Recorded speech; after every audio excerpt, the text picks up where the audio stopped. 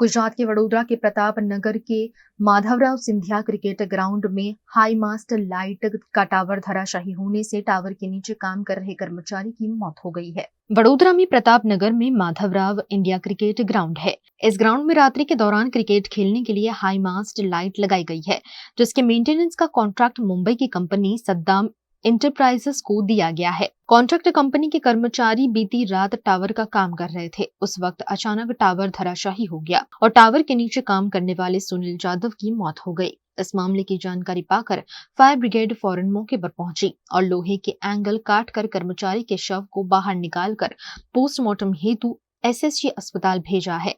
मृतक मुंबई का निवासी होने की जानकारी मिली है।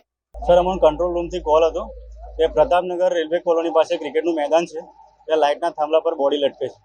એ પ્રાથમિક માહિતીમાં કોલ એવો હતો, પણ જ્યારે ઘટના સ્થળે અમે આવ્યા અને જોયું તો ક્રિકેટ ગ્રાઉન્ડની ચારો તરફ જે લાઇટનું સેટઅપ હોય છે, જે થાંભલા ઉપર લાઇટો એ લોકોએ લગાવેલી હોય છે, એ કેબલથી મૂવ કરતી હોય ઉપર નીચે, અને એ સડનલી એ વ્યક્તિ કામ કરતો છે નીચે અને લાઇટ ઉપરથી લાઇટનું ટોટલી સેટઅપ એના ઉપર પડેલું છે, જેથી ટોટલી બોડી ડેમેજ છે. ટોટલ અમને ખાલી પ્રાથમિક માહિતી એટલી છે કે કોન્ટ્રાક્ટમાં કામ કરે છે અને કોલ અમને લગભગ 7 થી 7:30 ની વચ્ચે મળેલો છે. સર, ડેડ બોડી કાઢવામાં અમને પહેલાં એવું હતું કે લાઇટનું સેટઅપને નુકસાન ના થાય એ રીતે અમે પ્રયાસ કર્યો હતો, પણ એ પ્રયાસ નિષ્ફળ જતાં અમે હાઇડ્રોલિક કટરનો ઉપયોગ કરીને टोटली बाजू थी चारों तरफ एंगल ना कट मारेला है, कट मारी बॉडी बाहर काढ़ेली है।